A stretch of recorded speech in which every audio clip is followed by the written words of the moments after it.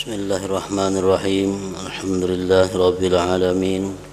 Wassalatu wassalamu ala asyrafil anbiya wal mursalin Sayyidina Maulana Muhammadin wa ala alihi wa sahbihi ajma'in. Qala al-musannif al-imam Hujjatul Islam Abu Hamid Muhammad bin Muhammad al-Ghazali rahimahullah wa nafa'ana bi ulumihi. Wa amma an-naw'u ats-tsalits fa hiya sifatul muhlikatul lati mahalluhal qalbu fa ya'rifuha mimma dzakarnahu bi rub'il muhlikat wa hiya istila'us syahwah wal ghadabu wal bukhlu wal kibru wal ujbu wal riya'u wal hasadu wa su'uz zan wal ghaflatu wal ghururu wa ghairu dzalik. ويتفقد من قلبه هذه الصفات فإن ظن أن قلبه منزه عنها فيتفكر في كيفية امتحانه والاستشهاد بالعلامة عليه فإن النفس أبدا تعد بالخير من نفسها وتخلف فإذا ادعت التواضع والبراءة من الكبر فينبغي أن تجرب بحمل حزمة حطب في السوق كما كان الأولون يجربون به أنفسهم وإذا ادعت الحلم تعرض لغضب يناله من غيره ثم يجربها بكظم الغيظ وكذلك بسائر الصفات إلى آخره.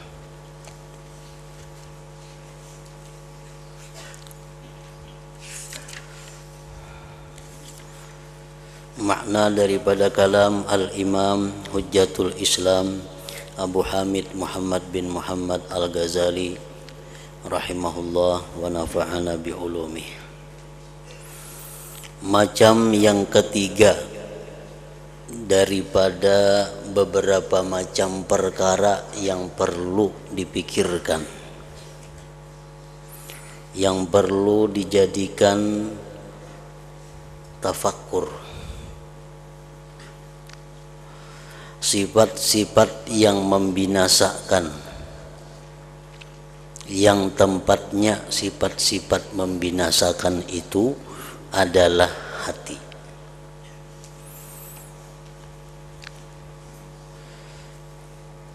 Memikirkan tentang hati kita, apakah masih ada dihuni, didiami oleh sifat-sifat yang membinasakan. Apabila kita merenungkan atau memikirkan tentang hati kita, apakah masih dipenuhi sifat-sifat tercela, maka tafakkur seperti itu adalah merupakan tafakkur yang sifatnya adalah ibadah.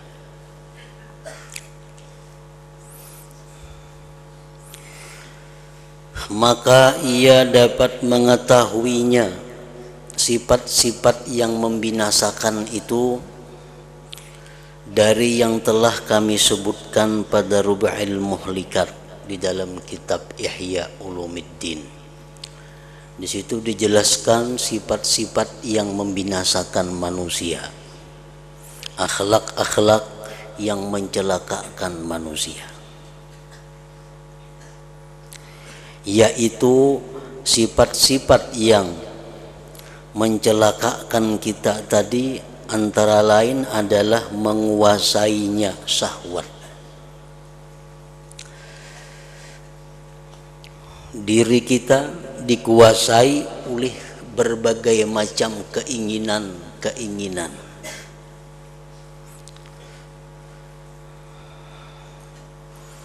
Kita disuruh berpikir, apakah diri kita ini masih dikuasai oleh syahwat-syahwat itu. Kita disuruh merenungkan, apakah selama ini kita hidup hanya untuk meluluskan syahwat-syahwat, keinginan-keinginan nafsu.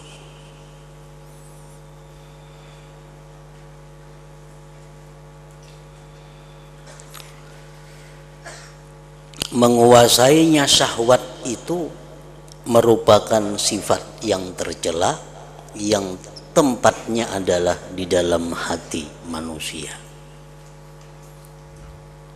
Segala macam bentuk maksiat, segala macam bentuk penyesalan, penderitaan, itu sumbernya adalah karena pada awalnya kita dikuasai oleh syahwat-syahwat tadi. Kenapa kita melakukan dosa?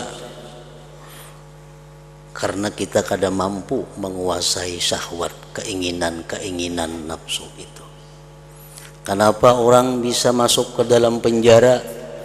Nah, kebiasaan kebanyakannya adalah akibat dia dahulunya dikuasai oleh keinginan-keinginan nafsunya.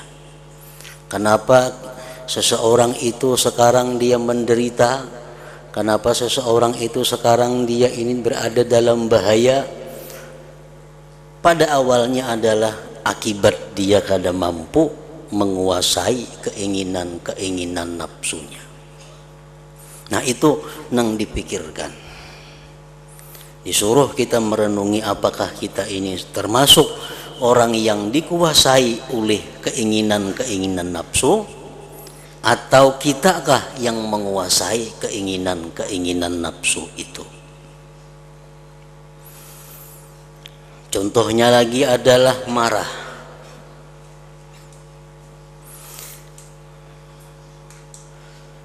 Selama ini aku marah, apakah marahku itu karena pribadi, ataukah marahku itu karena di jalan Allah?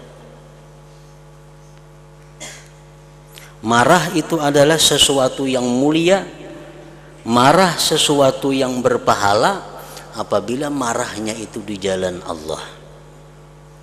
Dan marah itu sesuatu yang hina, tercela apabila yang dimarahkan itu adalah sesuatu yang bukan di jalan Allah. Nah, itu pun disuruh juga kita merenungi, memikirkan apakah kita marah selama ini di jalan Allah atau kada. Umpamanya kita menyuruh anak kita, menyuruh orang-orang yang membantu kita untuk kepentingan kita, lalu inya terlambat, lalu inya tersalah, kita marah. Nah, ini marah, kita marah karena kepentingan nafsu kita.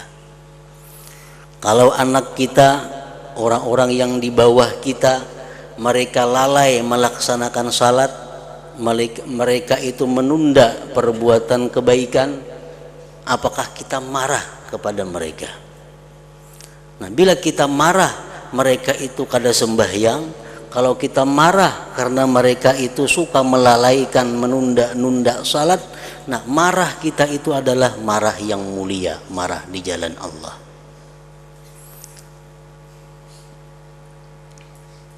Anak buah terlambat sembahyang, kada sarik. Tapi kalau anak buah disuruh mengambilkan nasi, terlambat seperempat jam, setengah jam memainya, berarti ini manusia marah bukan di jalan Allah. Buktinya apa? Ya tadi buktinya anak buah kita kada sembahyang, melambatkan sembahyang, kita kada marah.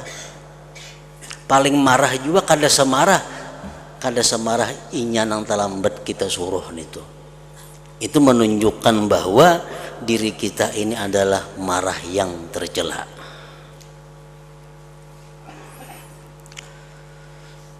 Bakhil, kikir.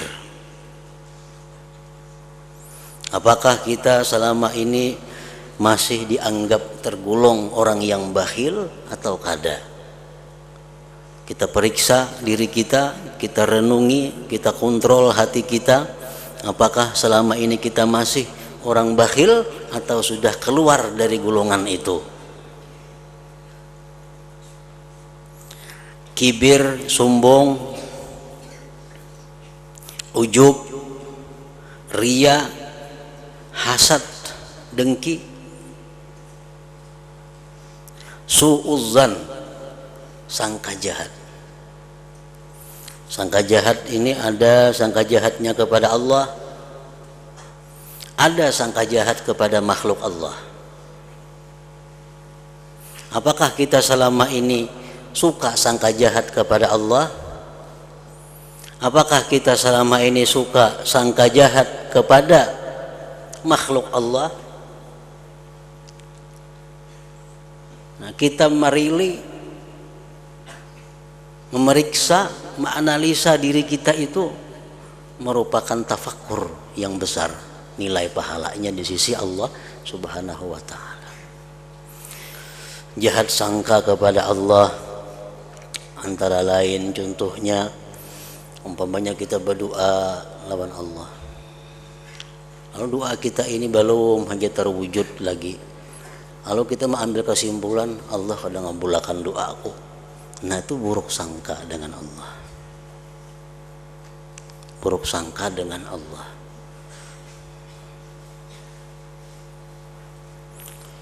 Buruk sangka dengan makhluk Allah contohnya kita bertemuan kawan kita kadang menguringi kita, kawan kita kadang menagur kita, lalu di hati kita berkesimpulan sarik napa kalawan aku maka kada tak urihing bertemuan tadi. Itu buruk sangka. Padahal masih masih bisa diihtimalkan. Barangkali nya kada menanggur itu di pikiran apakah dipikirakannya, atau kesibukan apakah nang ngisi sibuk sehingga inya kada sempat menanggur aku. Itu ihtimal yang mungkin yang sangat bisa terjadi.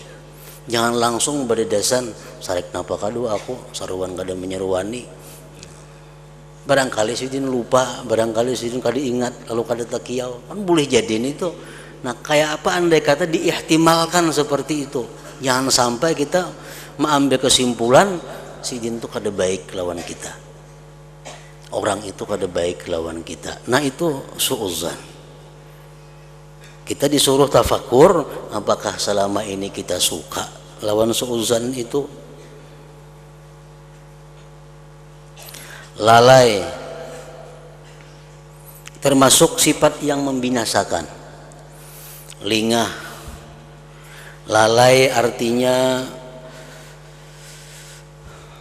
lalai dalam arti mensyukuri nikmat Allah. Dapat rezeki ini, dapat rezeki itu, dapat rezeki macam-macam, kada ada mensyukuri lawan Allah. Lalai.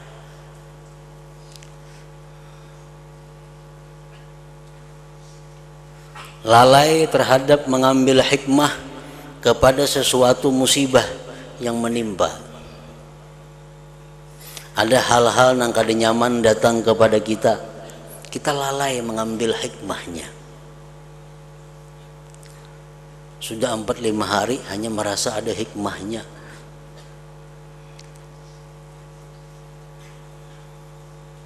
Tipuan atau gurur bahasa agamanya. Apakah kita selama ini tergolong orang-orang yang masih tertipu?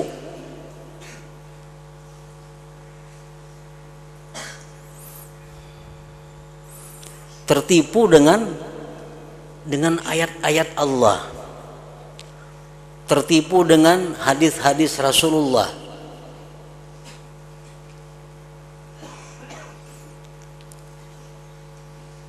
Tafakkur kita, memeriksa kita kepada diri, apakah selama ini aku tertipu dengan ayat-ayat Allah itu?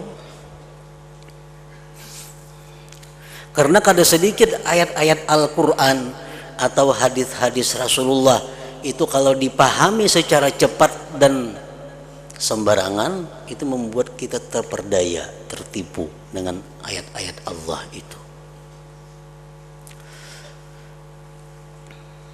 Dicontohkan seseorang yang beriman yang masih suka melakukan maksiat kepada Allah, ngarannya al-mu'minul asi, orang mukmin yang suka berbuat maksiat.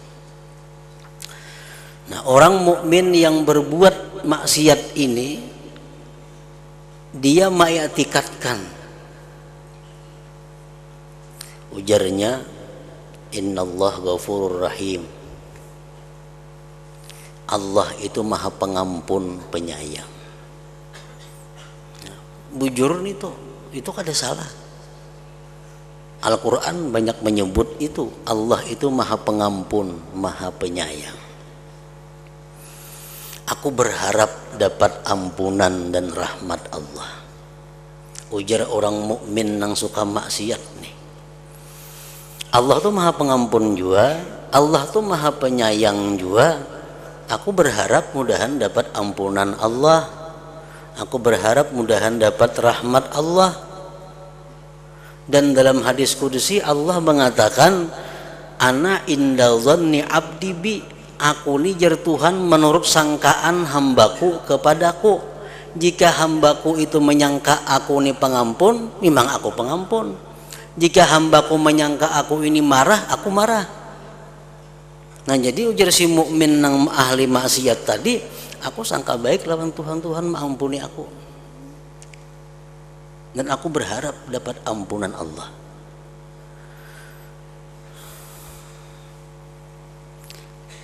Nah ini contoh orang beriman yang maksiat yang tertipu dengan ayat Allah dan hadis-hadis Rasul.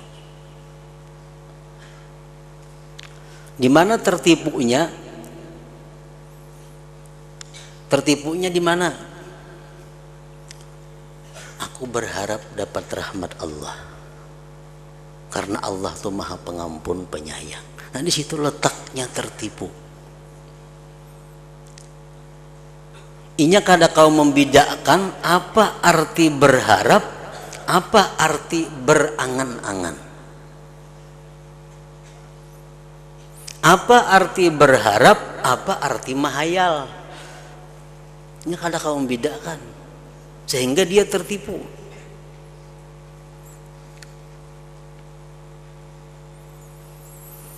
Rasulullah sallallahu alaihi wasallam menjelaskan al-kaisu man dana nafsahu wa amila lima ba'dal maut wal ahmaq man atba'a nafsahu hawa wa tamanna 'ala Allah. Artinya orang yang cerdik itu, kata Rasulullah, orang yang menghitung dirinya dan dia beramal untuk sesudah mati. Itu orang cerdik.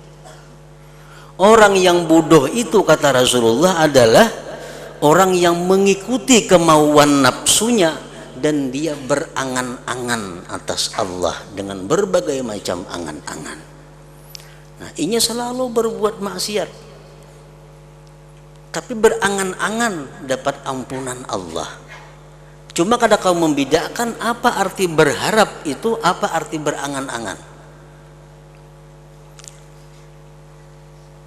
Ini membuat inya terperdaya. Allah Subhanahu wa taala menjelaskan, innalladzina amanu walladzina hajaru wa jahadu fi sabilillah ulaika yarjuna rahmatallah. Firman Allah mengatakan, orang-orang yang beriman dan mereka meninggalkan perbuatan jahat menuju perbuatan baik dan dia berjuang di jalan Allah, mereka itulah yang berharap dapat rahmat Allah.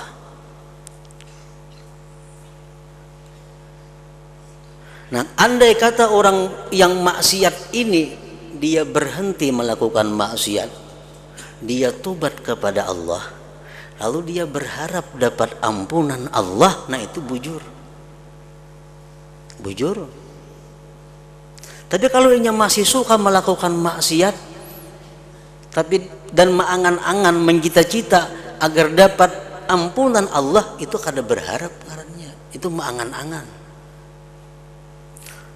Kalau kita misalnya besi pahumaan kadada, minjam pahumaan orang kada, bahuma kada juga. Atau kita besi pahumaan cuma kada dihumai, diletakkan sekosong-kosongnya. Begitu orang mengatam, kalau kita bersuara, mudahan pahumaanku juga kawa dikatam kena isok. Nah itu mencita-cita ngarannya mengangan-angan, lain berharap itu. Kalaunya inya bisi pahumaan, ditanaminya, dirawatnya, diharagunya, lalu isuk mengatam, lalu inya berharap mudahan isuk aku kau mengatam. Nah ini ngarannya harap.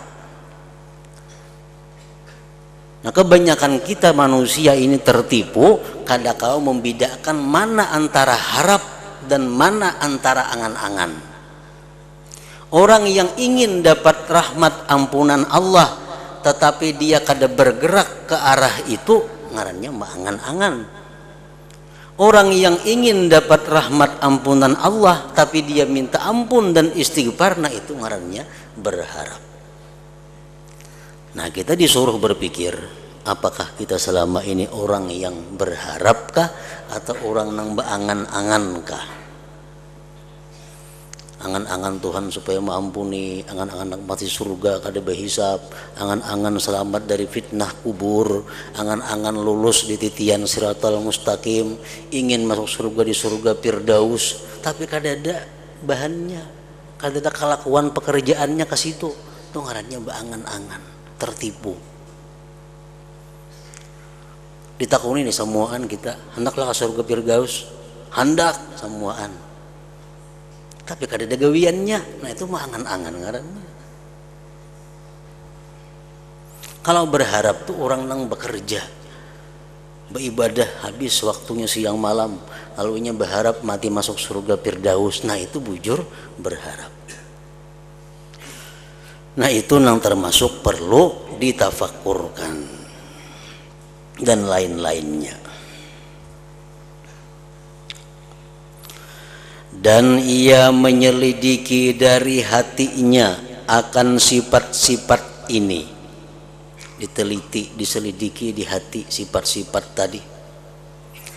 Kalau ia menyangka bahwa hatinya itu bersih daripadanya, maka ia berpikir tentang cara mengujinya dan mencari persaksian dengan tanda-tanda atasnya. Pemanya periksa hati kita, kita selidiki hati kita. Oh, sudah bersih dari sifat-sifat tercela. Jangan percaya. Coba tes, bujur kada bersih. Karena sesungguhnya nafsu selama-lamanya ia berjanji dengan berbuat kebaikan dari dirinya dan ia mengingkarinya.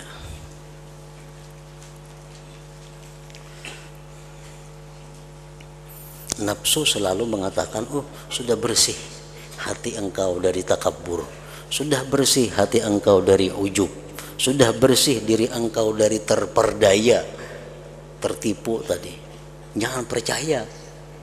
Kita periksa, kita uji apakah bujur atau kada nang ujar nafsu tadi. Maka apabila diri mengaku tawadhu dan terbebas dari kibir, kesombongan, maka semestinya ia mencobanya. Coba. Antara lain mencobanya itu dengan membawa satu ikat kayu bakar di pasar. Ini orang dahulu kada ada minyak gas bemasak itu, kada ada kumpur gas, masak kayu bakar. Jadi nukar kayu bakar di pasar, bawa seorang ke rumah.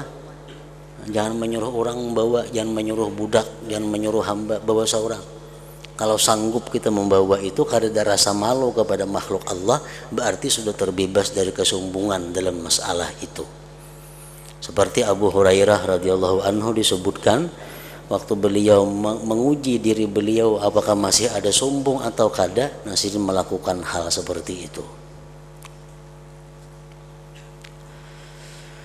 Sebagaimana orang-orang dahulu telah mencoba dirinya dengan demikian. Dan apabila diri mengaku bersifat hilim, maka ia menghadap kepada kemarahan yang diperoleh dari orang lain, kemudian ia mencobanya dengan menahan amarah. Periksa diri kita, apakah diriku ini pemarahkah, masih di jalan yang salah marahnya, ataukah diriku ini sudah punya sifat hilim, lawannya sifat marah. Ujar nafsu, sudah bersih ikam dari marah, ikam sudah bersifat hilim, sudah bukan lagi bersifat pemarah.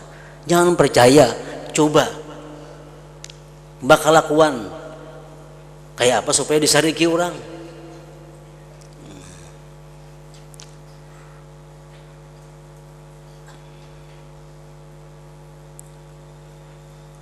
Bila orang sarik lawan seorang, kita mampu menahan diri, kada sarik lawan orang yang menyariki itu, nah berarti sudah bujur, kita terbebas dari sifat marah itu. Dan seperti itu juga pada sifat-sifat lain.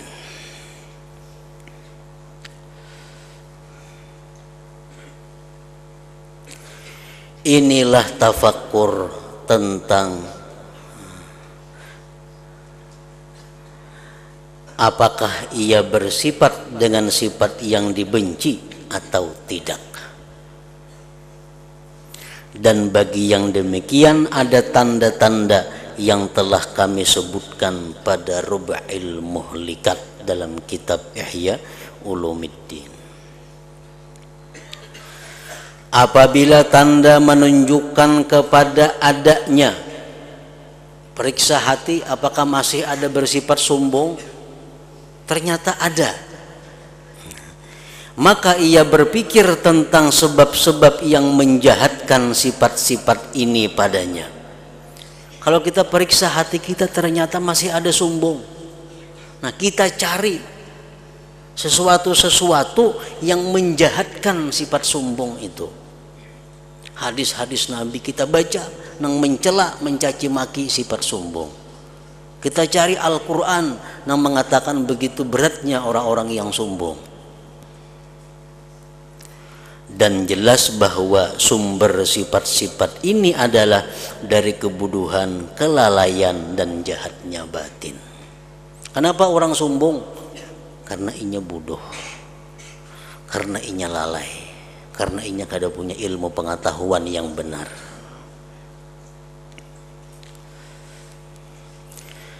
Sebagaimana jikalau ia melihat pada dirinya ujub dengan amal. Sekarang ini aku nih masihkah ada bersifat ujub atau kada? Ujub itu katuju mengakui kehebatan diri. Katuju benar merasa bahwa diri seorang ini adalah bersih. Diri seorang ini adalah kada berdosa. Itu ujub. Merasa bahwa diri seorang ini adalah sempurna. Nah, itu ujub. Merasa bahwa diriku ini kuat beribadah. Ujub. Orang kadang tahannya baca Quran 4-5 jam, mun aku 10 jam soal duduk tahan. Merasa bahwa dirinya mampu demikian. Bila merasa demikian, ujub ngarannya. Nah, sebagaimana jikalau ia melihat pada dirinya ujub dengan amal, lalu ia berpikir dan berkata, hanya saja amalku itu dengan badanku, anggota badanku, dengan kemampuanku dan kehendakku, dan semua yang demikian itu tidak dariku dan tidak kepadaku, dan hanya saja itu adalah ciptaan Allah dan karunia-Nya atasku. Ini menghilangkan ujub. Kita boleh aja ingat, boleh aja merasa kehebatan diri, boleh. Kita merasa bahwa kita punya kemampuan yang luar biasa dibanding orang, ada apa-apa, asal ingat bahwa itu adalah anugerah Allah. Nah, supaya jangan ujub. Maka dialah Tuhan yang menciptakanku dan menciptakan anggota badanku dan menciptakan kemampuanku dan kehendakku, dan dialah yang menggerakkan anggota tubuhku dengan kudratnya, dan begitu pula kemampuanku dan kehendakku. Allah semuanya.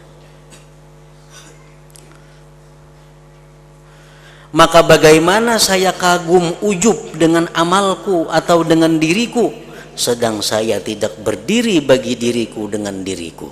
Kayak apa aku hendak ujub dengan diriku, sedangkan diriku kada mampu berdiri sendiri.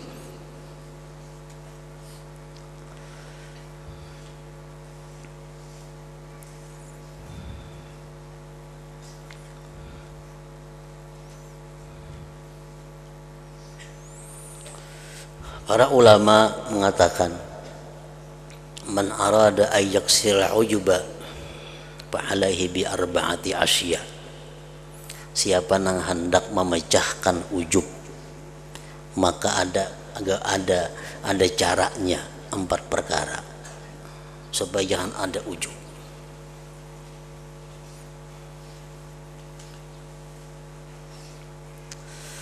Pertama, mereka mengatakan ayyarat taufik minallah, ayyarat taufiqa minallah. Kita beribadah, membaca Al-Quran, baca Quran atau membaca salawat, kada terasa begitu asiknya kita membaca Quran, sekalinya sudah 5 jam kita duduk, sudah 5 jam membaca Al-Quran atau membaca salawat. Nah, untuk menyelamatkan amal ini supaya jangan diserangnya ujub, yang pertama kita ingat bahwa taufik itu dari Allah. Aku nih kawa kaca mini nih, itu adalah dari Allah. Kenapa aku rasa nikmatnya beramal hari ini? Itu adalah dari Allah.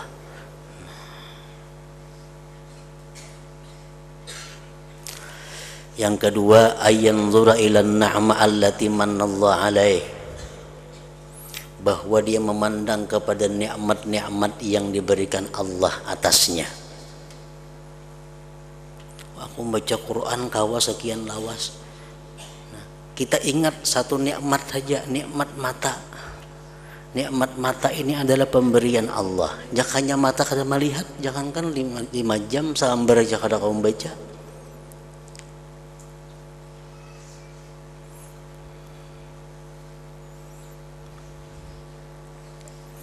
Yang ketiga, ayyakhafa an la yaqbalallahu amalah.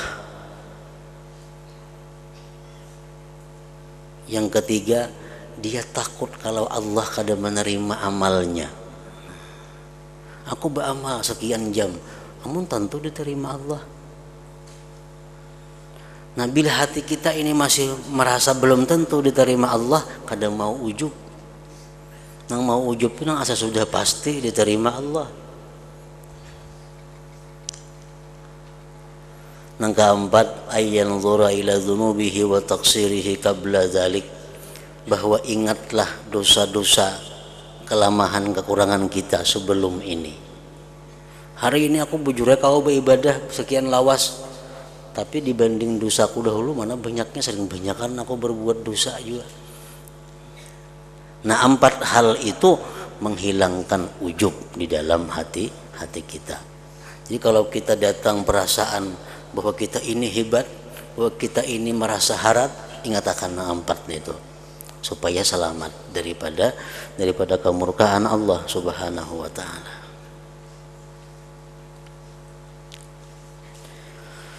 Apabila ia merasa pada dirinya dengan kibir, kesombongan, maka ia menetapkan atas dirinya akan kedunguan padanya. Kalau kita ini merasa bahwa diri kita ini lebih hebat daripada orang lain, kalau kita merasa bahwa diri kita ini lebih bersih dari orang lain, padahal kan lawan diri kita pembungulnya tuh igam. Kalau kita tuh merasa, ini bedanya antara ujub lawan sombong. Ujub ini kada perlu ada orang lain, bisa ada sendirinya. Kalau takabur tuh ada tandingan. Aku harap pada inya, harap pada orang tuh takabur. Kalau merasa harap saurangan nah tuh ujub. Nah, bila mana kita menetapkan bahwa diri kita ini lebih hebat dari orang lain, lebih suci dari orang lain, lebih zuhud dari orang lain, sebenarnya diri kita paling bungul, paling bodoh.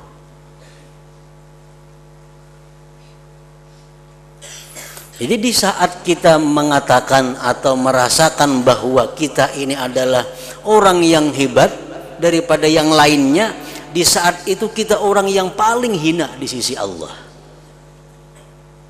Nak ditarusakan dasara, nak beristighfar dasara, nak bebulik baik istighfar, tarusakan jadi orang hina di sisi Allah, tarusakan perasaan paharatnya tadi.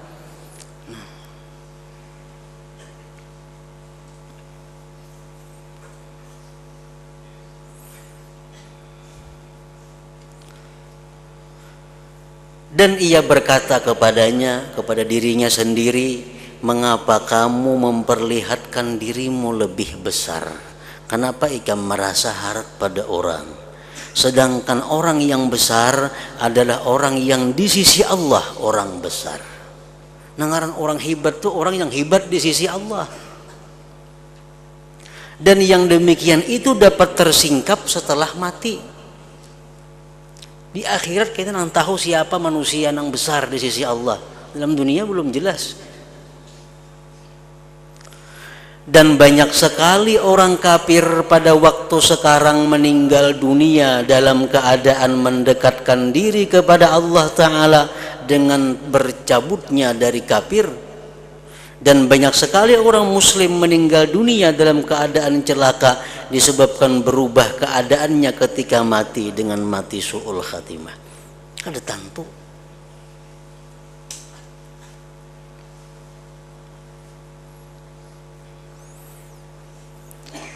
Di zaman sebelum zaman Rasulullah Sallallahu Alaihi Wasallam diceritakan ada seseorang yang sudah 70 tahun beribadah kepada Allah dan full malam ibadah siang puasa. Boleh dikatakan orang ini kada berbuat dosa, hidupnya pun diuzlah berasing pada orang lain. Sudah 70 tahun kada tahu di manusia, hanya beribadah melulu. Satu malam Sidin berdoa kepada Allah. Begitu berdoa, kada kabul doanya kada kabul. Doa kada kabul. Nah begitu doa itu kada kabul, inya berkata kepada dirinya, ujarannya lawan dirinya, jaka ikam nih dirinya ini hebat di sisi Allah, sudah kabul doa ikam. Berarti ikam ini hina di sisi Allah. Buktinya doa kada kabul. Nah, habis cerita. Malam bermimpi si laki-laki ini ditemui malaikat. Ujar malaikat, wahai laki-laki, waktu engkau mengatakan bahwa diri ikam itu kada baik, makanya kada kabul doa. Itu pahalanya lebih besar daripada engkau beribadah selama ini. Pahalanya lebih besar daripada engkau beribadah selama 70 tahun ini. Karena merasa bahwa diri ini sebenarnya adalah hina, merasa diri ini adalah kada baik. Makanya tadi kalau orang merasa dirinya baik, itu orang yang paling hina di sisi Allah Subhanahu wa Ta'ala. Merasa, lain diucapkan aku kada baik kan macam itu bang. Atau menulis surat misalnya dari kawan ikam, dari hamba Allah yang banyak dosa, kada perlu ditulis tuh dalam hati aja itu diandak. Kadang-kadang ada mengirim surat kayak itu nah dari al-fakir nang banyak dosa, nang banyak salah, pulan bin pulan. Itu menampaikan orang pulang kesalahannya. Itu dalam hati nih merasa, oh, jakanya aku nih baik, aku sudah enggak ini, kada mau macam itu.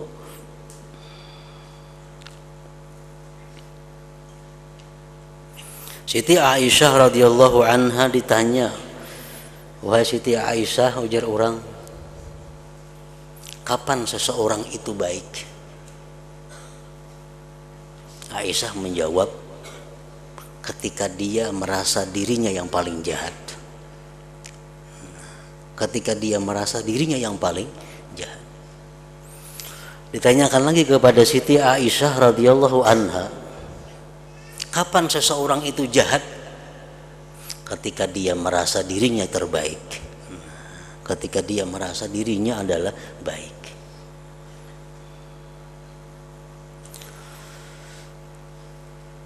Maka apabila ia tahu bahwa kesombongan itu membinasakan dan bahwa asal kesombongan itu adalah kebuduhan, maka ia bertafakur tentang pengobatan menghilangkan yang demikian itu dengan bahwa ia mengerjakan perbuatan-perbuatan orang-orang yang tawadhu. Namun sudah berpikir, lalu dapat kesimpulan diriku masih sombong, nyaman mau obati.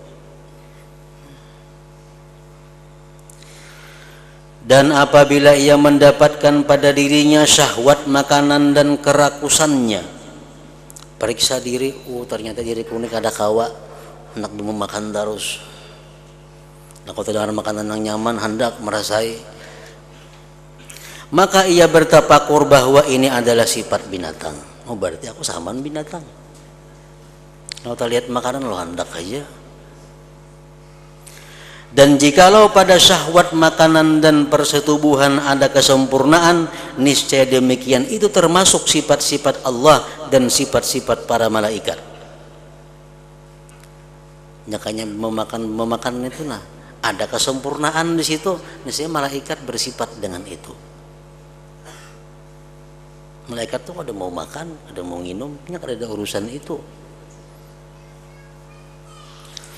Seperti ilmu, nah itu sifat-sifat kesempurnaan dan kudrat, dan niscaya tidak bersifat dengannya binatang. Dan manakala kerakusan itu lebih menang atasnya, maka ia lebih serupa dengan binatang dan lebih jauh dari para malaikat al-muqarrabin. Dan begitu pula ia menetapkan atas dirinya tentang marah, kemudian yang memikirkan tentang jalan pengobatan, dan sekalian yang demikian itu telah kami sebutkan dalam kitab-kitab ini. Maka barang siapa yang menghendaki bahwa jalan pikir menjadi luas baginya, maka tidak boleh tidak dari menghasilkan apa yang ada di dalam kitab ini. Nah, kemudian macam yang keempat, sifat-sifat yang menyelamatkan.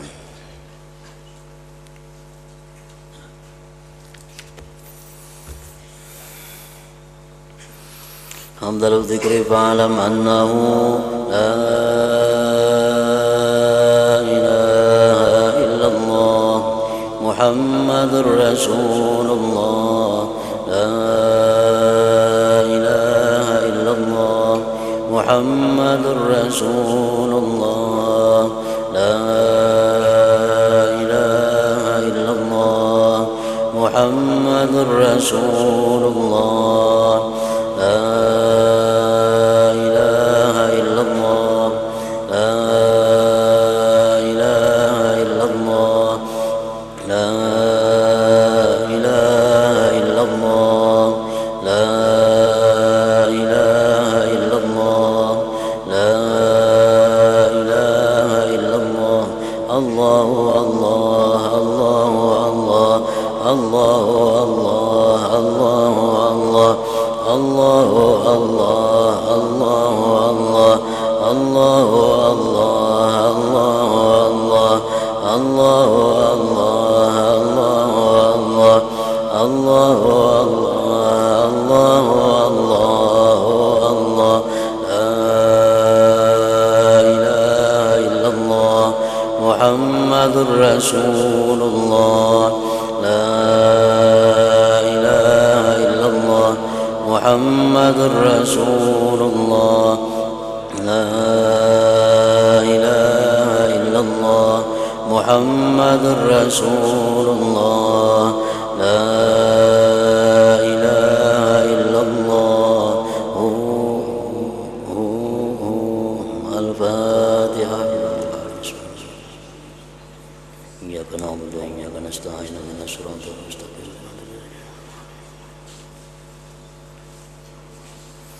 فيا أيها الرجل منه شفاعة صلوا عليه وسلموا تسليما.